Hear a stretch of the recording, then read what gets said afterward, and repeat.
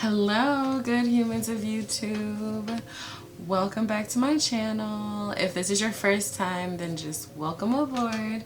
My name is Bianca, and today we'll be talking about a true crime story, an exoneration to be exact, and I'm gonna do my makeup for you. So come on in. If you like watching people do their makeup, if you like hearing about true crime, if you like hearing about exonerations and happy endings, then this is where you want to be, because those are the type of things that you'll find on my channel. So a few weeks back, I actually had somebody say they wanted to see like me do my hair, because at the end of my videos when my makeup is all done, I like just do my hair off camera and then I come back and like wrap up the video. But somebody requested to see like my hair process as well, so I'm gonna try to do that and keep this video like within reason as far as time goes. Today I'm just gonna wear my natural curly hair. So I'm just gonna put some products in. I'm gonna, do a little finger action, and then I'm just gonna let it air dry, and you guys will kind of see the difference between right now and the beginning of the video versus the end of the video, how it looks. And this is probably how I'm gonna wear it today. So yeah, how are you guys? I hope you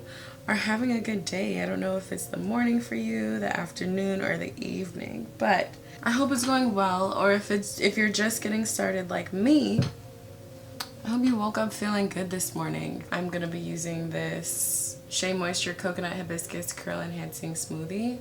This has been like one of my favorite products forever. This Curl La La Defining Curl Gel from Aunt Jackie's line, or Defining Curl Custard, and this Olive Oil Wrap Set Mousse. So that's what I'm gonna do, put them in my hair in that order and just kind of run it through with my fingers, maybe coil some, and then just let them air dry. I'm going to a Friendsgiving again later. I know I was going to one last week. So I'm just gonna start the story while I continue to put these products in my hair and get started on my makeup.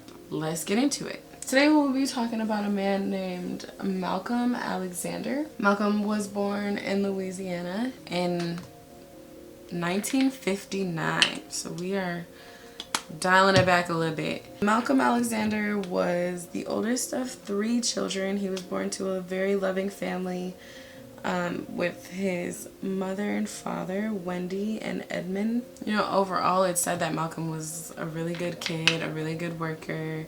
He had a son of his own. He was 20 years old at the time of his arrest. So, he was a young dad, but he was present. He was always, in his son's life. I will start with the crime, the story of what happened. Disclaimer, this story contains graphic details about sexual assault and or violence. If you are not a fan, exit left. If you can, withstand the rain. And continue on with the story. Today's story takes place on November 8th, 1979 at around 11:30 in the morning, which is like, what? This person literally woke up and chose violence. Like, woke up and was like, today's the day I'm gonna go out and act a fool. There was a newly opened antique store in the town of Gretna, Louisiana. The owner of this brand new boutique was an older white woman. She often opened the store all by herself and just kind of like ran things there alone. And so this man enters the store upon her opening the boutique at 11:30. The woman was a 39-year-old white woman, and while the man is shopping around, the woman automatically becomes suspicious, right? Unfortunately though, her gut feeling was not wrong this time, because shortly after entering the store, the man grabs her from behind and clubs her in the head with a gun. When the woman awoke, she was in the bathroom of her boutique with this man standing over her, holding his gun pointed at her as he proceeded to assault her. After he assaults her one time, he has her go upstairs to answer the phone, because the phone has been ringing off the hook and apparently it's thrown his game off. Some guys have all the excuses. Apparently he's getting rather frustrated with the distraction of the telephone ringing. So he has her go to the back and he has her answer the phone, but he follows her with the gun and just makes sure that she doesn't do or say anything to the person on the receiving end that would be alarming. to what they have going on inside this store. After the woman successfully completes the call without setting off any red flags, the suspect then takes the woman back into the bathroom and assaults her again. The attacker ordered the woman not to move as he fled the scene and left her in the bathroom. The woman, who wishes to be left unidentified, which is why I'm not using her name, the woman used a towel in the bathroom to clean herself up, and then she called the police. When police arrived on the scene, the woman was obviously distraught, upset, very freaked out about what had just happened in her store. Upon investigating the scene, police find 3 pubic hairs in the bathroom on the floor. They also took the towel that the woman used to clean up with down to the station to enter into evidence. When asked to describe the attacker, the woman described him as black with a medium complexion, most likely in his early 20s. She said he was about 6 feet tall and maybe like between like 165, 170 pounds. She said the man was wearing blue jeans, a dark windbreaker, and a navy blue watch cap, which honestly kind of sounds like Joe from You. Like, that's pretty much exactly what he puts on. She also said that the perpetrator rode up to the store on a dark orange 10-speed English racing bike, which is like oddly specific. I'll be like, you know, one that has gears and brakes and pedals. But shout out to this woman for knowing her shit. She was able to provide more than I would have been able to. So police immediately start broadcasting this description, and literally within 10 minutes, they spot a black man riding an orange 10-speed bicycle who also had his pants unzipped at the time that they stopped him. They brought the man over to the store, but they kind of kept him on the outside of the window and did not allow him to enter. But they asked the woman if this was the man who violated her as she looked at him through the window, and she ultimately said that no, this is not the person. This isn't the man who was just here who attacked me. Police then take her to the hospital to have a rape kit done. About 3 weeks later, on November 30th, the woman notified police that she believes she has just seen her attacker. As police investigated the man, they find out that he works at Superior Pontiac, which is a car dealership in the neighborhood. When asking the employees at the shop, everybody's like has nothing but positive things to say about this man. They speak about him in a high regard, and they're like, he's very respectful to the customers that come into the store. He doesn't ever show any type of like aggression or disrespect to women. They say, you know, he's a hard worker, and it seems very much out of his character to commit a crime like this. About 3 weeks after that, on December 18th, police take the woman down into the station to show her a lineup. Well, a photographic lineup, so just pictures of a series of men, which included the man from Superior Pontiac that she thought she saw and recognized as her attacker. Upon looking at the photos, she was unable to identify any of the men from the photos as her attacker. 2 months later, in February of 1980, police arrest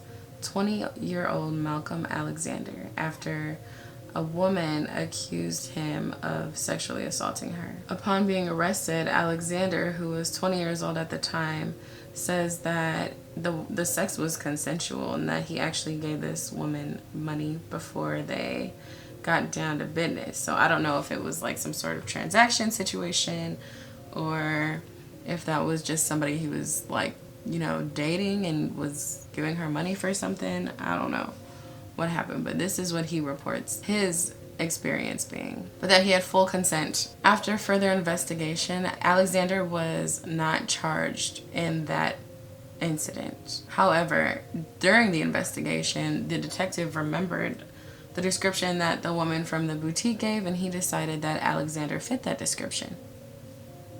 You know, he fit the description. And so he was charged with the assault of the woman from the boutique. Despite Alexander being about 3 inches shorter than what the woman described her attacker being. So Alexander was about 5'9", and she described her attacker being 6 feet tall. On March 24th, the police gave the woman from the boutique another lineup to come in and identify her attacker. And this time in the lineup, she did identify Alexander, but she said that her memory was tentative and she wasn't very sure if he was her attacker or if he's just somebody that she's seen before. And then just 3 days later, they had the woman come down again for a third lineup interview and had her try once again to identify her attacker. This lineup 3 days later also included Alexander, which is typically a tactic that is frowned upon because your mind can be programmed to remember certain things if it's been, exposed to it repeatedly in small quantities of time.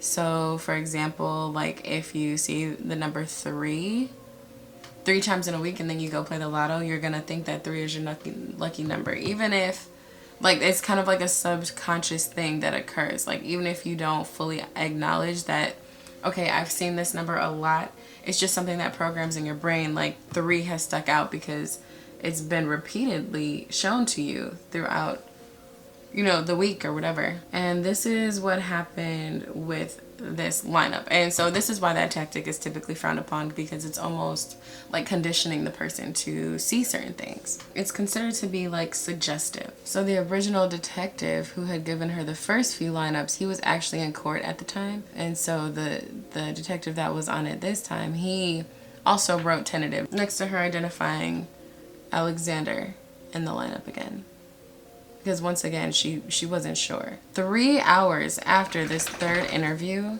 they call the lady down to the station for a 4th interview. However, when she returns, she claims that she is 98% sure Alexander is the guy that they are looking for. Alexander was arrested and charged with aggravated rape. Alexander went to trial on November 5th of 1980. Several months later, Alexander's trial date finally approaches, and get this, the entire trial from the jury selection to his conviction lasted 1 day. The entire court transcript documenting the process was a mere 87 pages, when typically it can range from like 150 to 500 pages. 87 pages just means there wasn't, it's a transcript, so they're documenting word for word things that happened in the courtroom.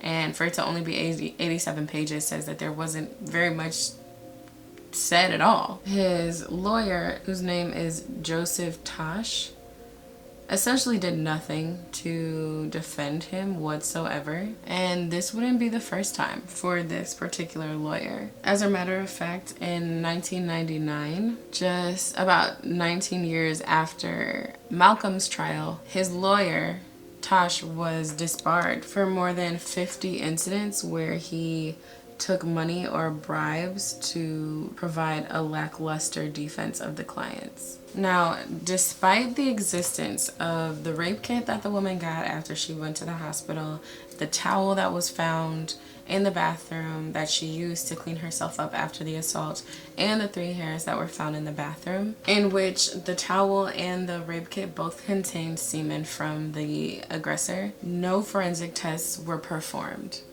to test any of the items. Neither the prosecuting team nor the defense requested any testing be done on any of the evidence that was found at the scene, or that they had from building the case in general. Like, none of it.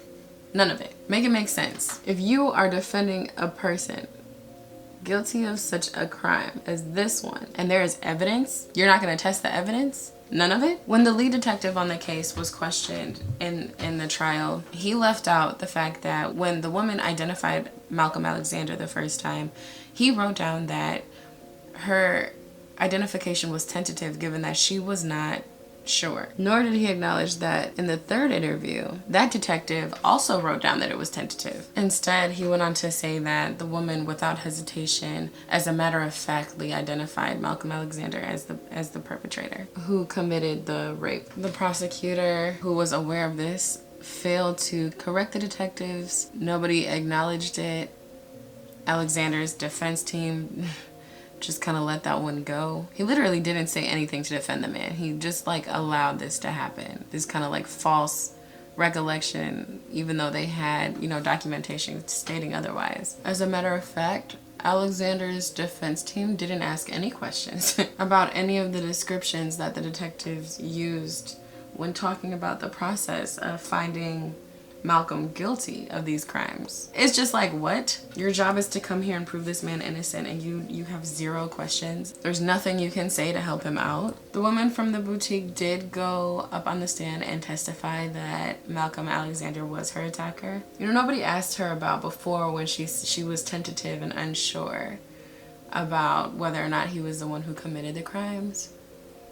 She just kind of went up and testified this time, and that was that. Malcolm's lawyer, Tosh, he presented 0 defense witnesses to speak on Malcolm's behalf and never even investigated if Malcolm, who had a steady job with a contractor at the time of the rape, his lawyer never even investigated if he had an alibi. He never even asked him, where were you on the night of? Like, he very clearly wanted nothing to do with this trial and this person. And he had no intention or interest of helping him, which is just like mind-boggling. Like, how do you even get away with that? Like, 1979 was not a long time ago. Where is the committee of people who, you know, monitor you and hold you accountable and have standards? I mean, the very basic of standards tells you to ask, where were you on the night of? Were you there? Did you have anything to do with this crime? Like, those are the kind of questions that come from asking a basic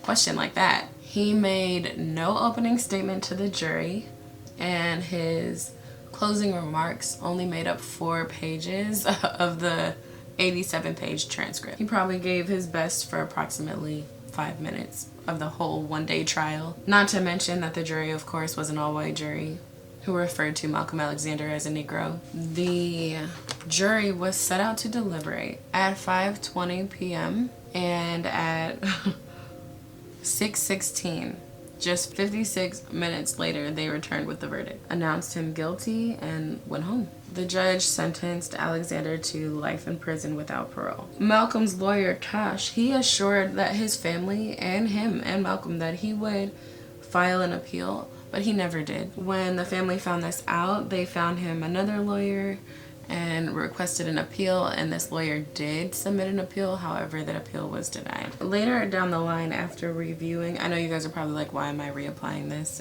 I reapplied it with my LA Pro-Conceal. This is why. I don't know why I ever strayed from my girl, okay? Just gonna have to stick with her. A review of the trial records from Alexander's one-day trial reveals that his attorney, Tosh, did not even attend court appearances on his behalf to file important pleadings, including a motion to challenge the identification of the witness or of the victim. In 1996, after reading an article about the Innocence Project in New York and about how DNA testing had started to really, you know, affect a lot of people's convictions, Alexander sought the help of the Innocence Project. However, the search for physical evidence from his case was unsuccessful. What does that mean? The court informed the Innocence Project that the evidence from Alexander's case had been accidentally destroyed in 1984 during a mass destruction of several hundreds of boxes from closed cases. A deputy clerk described this as a human error, which should not have happened. So simple for him to say, like, oops, we didn't mean to do that. Well, supposedly they destroyed the DNA evidence from the scene, the hairs found in the bathroom, the semen-infested towel that she used to clean up, her rape kit from the hospital. That is like important things that you do not get rid of, because what if that DNA shows up again in another case down the line and now you've gotten rid of it and you don't know where or who or what to start looking at? Makes no sense. So unfortunately, the Innocence Project had no other choice but to close the case. However, Alexander was not done. He continued to fight and research and learn new ways about how to clear his name. In 2004, the state of Louisiana enacted a post-conviction DNA testing law, which would just allow DNA that was found or discovered after somebody was convicted or that was never tested before their conviction to use that evidence in a new trial or request that that evidence be tested. So immediately upon this law becoming a thing, Alexander filed a motion for the DNA from his case to be tested, given that it was never tested during his trial. He also filed a motion for habeas corpus. In 2013, his efforts were rewarded after the Jefferson Parish Sheriff's Department discovered the 3 hairs that were found in the bathroom at the crime of the scene. I guess all that evidence wasn't destroyed now, was it? Somehow they were able to locate the evidence from the crime. In 2013, they found these hairs. The man was prosecuted in 1980. That also kind of just tells me that they didn't want to look for the evidence because it was there and they said it wasn't there, even though it was there. And then 5 years later, they find it. Make it make sense. In 2015, the Innocence Project and the prosecution team agreed to test the DNA from the hairs that were found in the bathroom. The test showed that all 3 hairs came from the same person. When tested against Malcolm's hairs and Malcolm's DNA, he was not a match for any of the 3 hairs found. In 2017, the Innocence Project filed a motion to vacate all of the charges against Malcolm, citing the testing of the DNA evidence as well as the ineffective counsel that he had during his initial trial, his only trial. On January 30th, 2018, Malcolm Alexander's conviction was vacated. Judge June Berry Derensburg dismissed the charges and ordered that Malcolm be released immediately after serving 38 years in prison. 38 years. That is almost 40. That is so long. Like, when you think about something like that, I keep like not knowing what to call him because people with 2 first names as a name confuse me. Think about that. I mean, he was 20 years old when he went in. Upon getting out, 58, almost 60. His children, his son, Malcolm Jr. was grown and had a Malcolm Jr. of his own. It said that his family members were elated. They were in the courtroom awaiting his innocence to be announced. As he sat waiting for the verdict to be read, he sat still shackled in a box, waiting for the judge to announce that he was a free man. His son, Malcolm Jr., who essentially watched his father grow up in prison for his whole entire life, said that it was a dream come true and that he had been waiting for that moment for his whole life. His lawyer from the Innocence Project, Barry Scheck, went on to say that it's such an injustice because even if it wasn't enough that the wrong man was innocent and sitting in prison and spent so many years that he could have spent with his son and his mother, who was 82 by the time he got out of prison. If it's not enough that life was stolen from him, let it be enough that upon being so hell-bent on convicting the wrong people, you allow the actual perpetrators to be free. There's no telling that the man who actually committed this crime didn't go on to commit more assaults against women. As a matter of fact, I'm sure he did if, he got away with it in such a grotesque manner that he committed this one. Every time that they convict the wrong person for the crime, there is somebody else who actually did it, who was out there and still a danger. In May of 2019, Malcolm put in a file to get his check. The more time that you spend in prison, the higher they gonna owe you, the more they're gonna owe you. So 40 years, that's not the most time ever served wrongfully. But I mean, it's gotta be close. I'm sure it's never enough. Malcolm, his mom was young and healthy when he went into jail, when he was only 20. And upon being released, she was a little unwell. It was taking its toll on his siblings while he was in there to kind of keep up with their mother's health. And so at some point, roughly 3 years before he was exonerated, they had to really stop visiting essentially because his mother's health was such a priority. He was encouraging his mom the whole time despite him being in there. He never once made her feel guilty. He completely understood that she had different needs and he just encouraged her to be strong and continue to fight, and thank God he did, and thank God she did. Thank God that she was able to stay with us long enough to see her baby boy come home. And his son was, you know, a young child when he went in, and when he came out, he was grown with his own kids. There's no amount of money that can compensate for that amount of time lost. Upon being released, he was greeted by his son, his grandson, his sister, his mother, and he actually, upon being released, went on to marry his childhood sweetheart, who he said, like, in interviews, that he always wanted to go back and get her. Like, the mother of his son, you know, the woman that he was in love with, all those years, they actually married. I don't even got people who are patient enough to let me text back within like 2 to 3 business days, and these people got married after being separated for 38 years. Like, where do you find these people? I want to know. I mean, even me, like, I'm not patient enough to wait for that long. But I mean, I think that some people just have like that spark, that chemistry, and if you never find it again and then your man come home, like, why not give it another go? You know, don't block your blessings now. He said it was always his dream to get out of prison and marry his high school sweetheart. His name was Brenda. And he said, I told her that 1,000 times. When asked if he was feeling angry, he said, despite missing out on a whole lifetime of spending time with my mother and my son, I'm not angry, because this ain't the time for anger. It's the time to eat. My boy said he needs a crab oil stat. He actually did say that he was going to go eat like some shrimp and fish and some homemade bread that his mom made that he like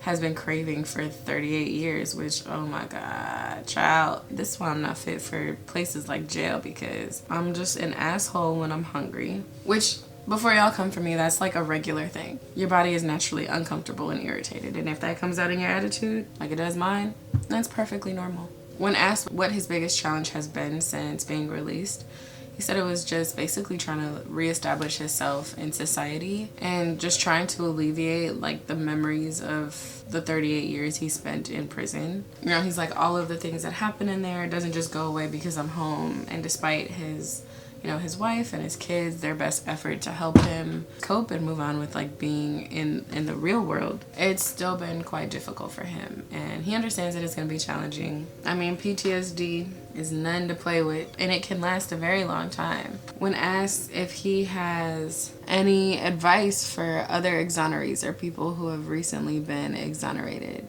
he said, joy isn't gonna come from the money that you're gonna get, so don't allow the money to be like your main source of motivation. His advice was to live your life and find your true love and like what makes you happy in life. Focus on the fact that you have freedom. Really think about what that means to you and allow that to dictate how you spend your time. He said money can't buy that type of happiness. He's like, I tell my wife all the time, like, money cannot buy what you've given to me. And I stand for a black man adoring his wife, honey. Unfortunately, Alexander's father, Edmund, passed away in 2004. But upon being released, his mother was saying that she really wished that he would have been there to see his boy come home. And that, my friends, is the story of Malcolm Alexander, who spent 38 years wrongfully incarcerated for a crime he did not commit.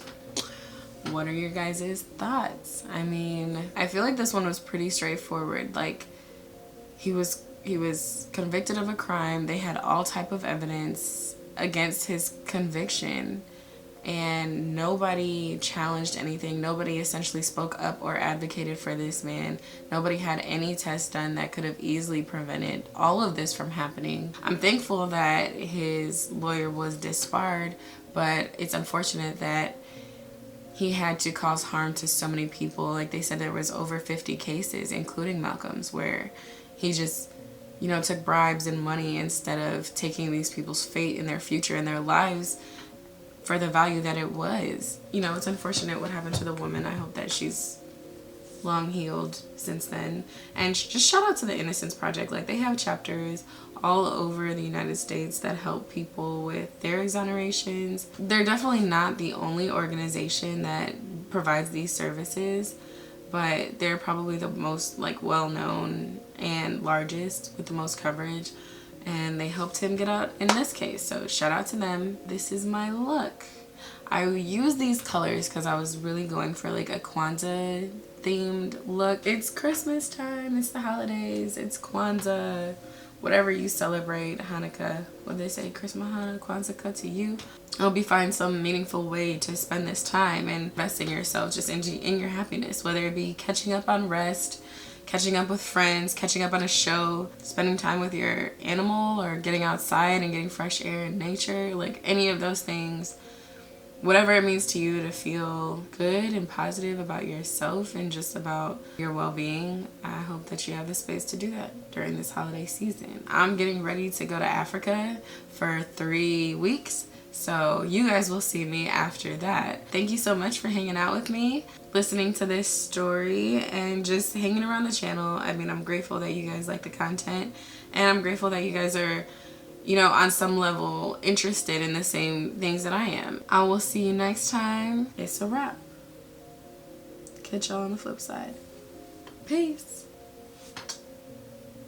Okay, so update real quick. I just decided to go back in. Oh, I'm holding the camera with my hand. I decided to go back in and like blend the red back down into the green a little bit more, and then up at the top as well, because it was looking a little choppy to me. And that's the final look. Ta-da!